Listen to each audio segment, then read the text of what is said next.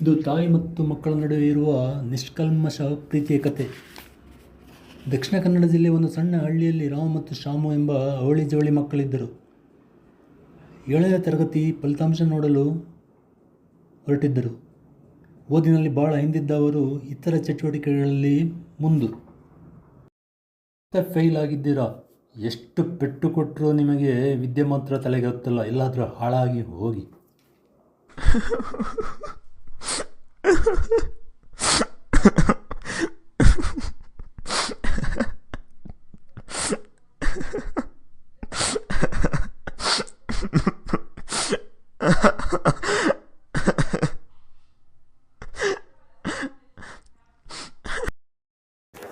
ಯಾಕ್ರಿ ನಾನು ಹೆತ್ತು ಸಾಕಿ ಬೆಳೆಸಿದ ಮಕ್ಕಳಿಗೆ ನೀವು ಹೊಡಿತೀರಾ? ಹೊಡೆಯೋದ್ರಿಂದ ಯಾವ ಪ್ರಯೋಜನವೂ ಇಲ್ಲ ಗೊತ್ತಾ? ಮಕ್ಕಳಿಗೆ ನಿಮ್ಮ ಮೇಲೆ ದ್ವೇಷದ ಭಾವನೆ ಉಂಟಾಗುತ್ತದೆ ಗೊತ್ತಾ?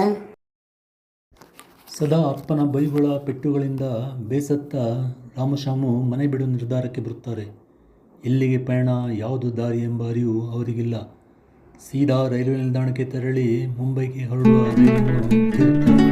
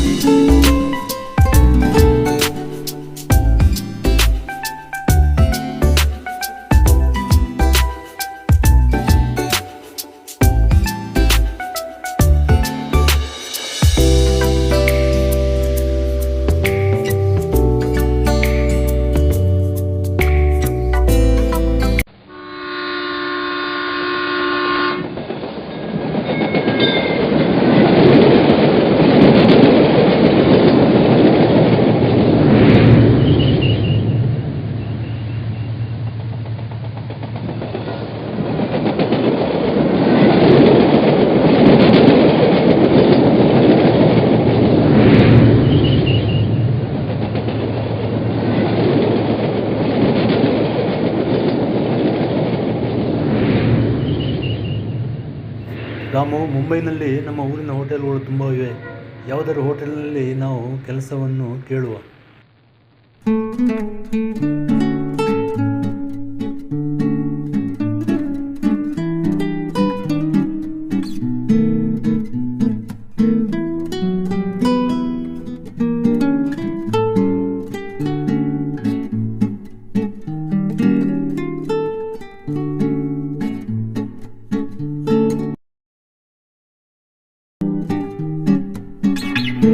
ಮೇಡಮ್, ನಮಗೆ ಯಾವುದಾದ್ರೂ ಕೆಲಸ ಕೊಡಿ. ನೀವು ಹೇಳಿದ ಕೆಲಸವನ್ನು ಚಾಚು ತಪ್ಪದೇ ಮಾಡುತ್ತೇವೆ. ನಿಮಗೆ ರೂಮ್ ಬಾಯ್ ಕೆಲಸ ಬಿಟ್ಟರೆ ಬೇರೆ ಯಾವ ಕೆಲಸವೂ ಕಾಲಿಲ್ಲ. ಹೇಳಿದ ಎಲ್ಲ ಕೆಲಸವನ್ನು ಅಚ್ಚುಕಟ್ಟಾಗಿ ಮಾಡಬೇಕು.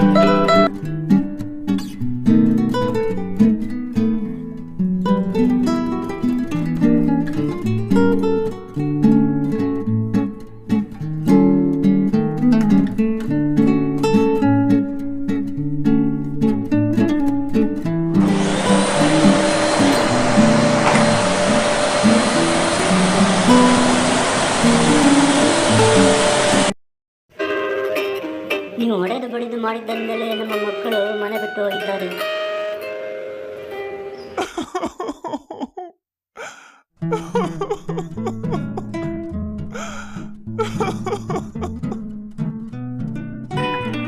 ಹೋಗಲು ಎಷ್ಟು ದಿನ ಹೋಗುತ್ತಾರೆ? 3-4 ದಿನಗಳಲ್ಲಿ ಹೊಟ್ಟೆಗೆ ಹಿಟ್ಟು ಸೇರಿದ್ರೆ ಅವರೇ ವಾಪಸ್ ಬರ್ತಾರೆ. ಮನೆಯಿಂದ ಹೊರಗೆ ಹೋದರೆ ಅವರಿಗೆ ಚೆನ್ನಾಗಿ ಬುದ್ಧಿ ಬರುತ್ತೆ.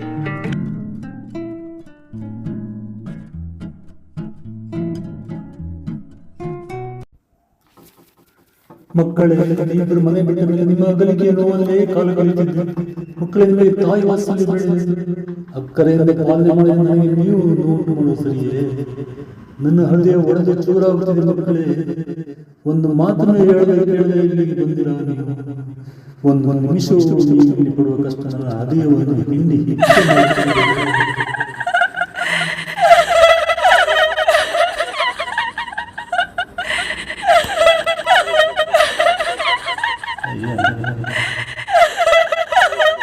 ನನ್ನ ಕೊರಳಿನ ತುಡಿಗಳನ್ನು ಎತ್ತ ಕೊರಳಿಗೆ ಸಂಕಟಿಸಿದ ಮಕ್ಕಳೇ, ನಾನು ಯಾರಿಗಾಗಿ ಬದುಕಿರಲಿ, ಯಾರಿಗಾಗಿ ಬದುಕಿರಲಿ, ಯಾರಿಗೆ ಬದುಕಿರಲಿ, ಯಾರಿಗಾಗಿ ಬದುಕಿರಲಿ, ಯಾರಿಗಾಗಿ ಬದುಕಿರಲಿ.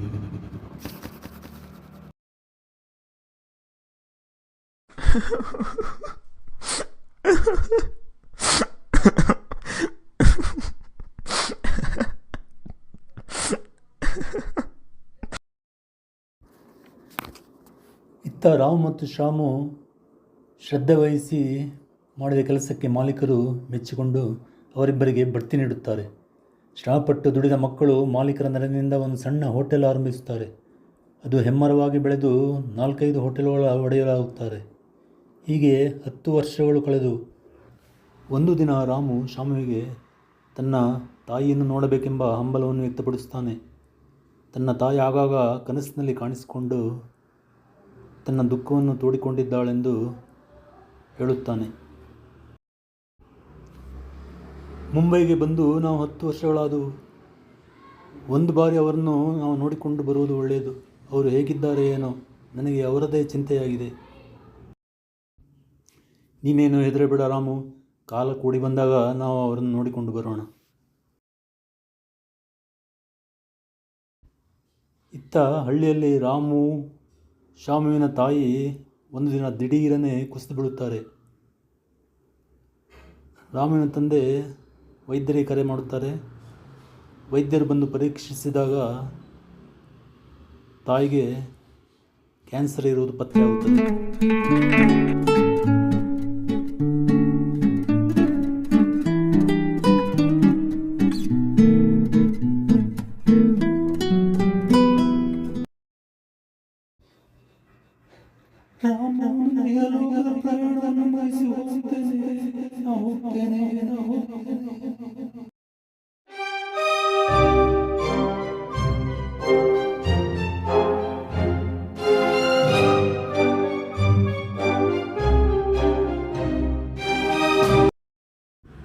ಶ್ಯಾಮು ನಮ್ಮ ತಾಯಿ ಕನಸಿನಲ್ಲಿ ಕಾಣಿಸಿಕೊಂಡರು. ಅವರು ಅಪಾಯದಲ್ಲಿದ್ದಾರೆ, ಕೂಡಲೇ ನಾವು ಅವರನ್ನು ನೋಡಬೇಕು. ರಾಮು, ನಮ್ಮ ತಾಯಿಯ ಮುದ್ದಿನ ಮಗ ನೀನು, ಆದ್ದರಿಂದ ಕನಸುಗಳು ಬೀಳುತ್ತಿರಬಹುದು. ಆದರೂ ಕನಸುಗಳು ಅನೇಕ ಬಾರಿ ನಿಜವಾಗುತ್ತವೆ. ಆದ್ದರಿಂದ ನಾವು ಈ ಕೂಡಲೇ ತಾಯಿಯನ್ನು ನೋಡಲು ಹೋಗೋಣ.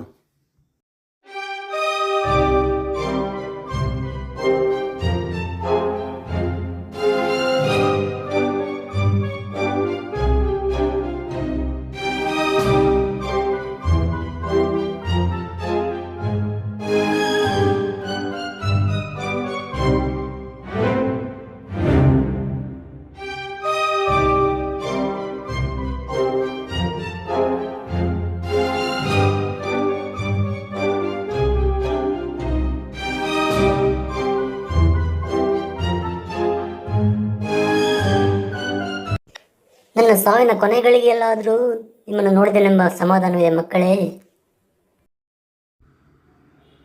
ಅಯ್ಯೋ ಅಮ್ಮ, ನಮ್ಮನ್ನು ತಬ್ಬಲಿಗಳಾಗಿ ಮಾಡಿ ಹೋದೆಯಾ? ಪ್ರೀತಿ ವಾತ್ಸಲ್ಯದಿಂದ ಬೆಳೆಸಿದ ನಿಮ್ಮ ಜೊತೆ ಬಾಯಿ ತುಂಬ ಮಾತನಾಡಬೇಕೆಂಬ ಹಂಬಲವಿತ್ತು. ಆದರೆ ಒಂದು ಸಾಧ್ಯವಾಗಲಿಲ್ಲ.